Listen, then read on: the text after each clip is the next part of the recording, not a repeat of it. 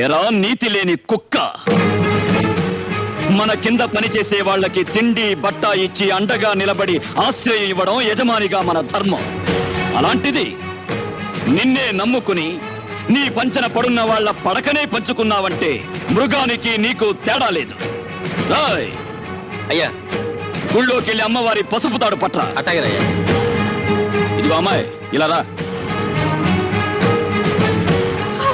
ఏ చేతులతో అయితే ఆ అమ్మాయి జీవితాన్ని నాశనం చేశావో అదే చేతులతో ఆ అమ్మాయి మెళ్ళో తాళి కట్టి కొత్త జీవితాన్ని ఇవ్వు.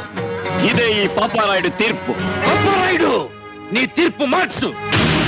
అయినా ఇలాంటి అలగాజనంతో ఆడుకోవటం మాలాంటి జమీందారులకు మామూలే. నేను నీ చెల్లెలి భర్తని, వీడు మాకు పుట్టిన బిడ్డ. కాస్త ముందు వెనక ఆలోచించి తీర్పు ఇవ్వడం నేర్చుకో. ఆపరా ఆపరా ఆపరా ఆపరా ఆపరా ఆపరా. అంతకు మించి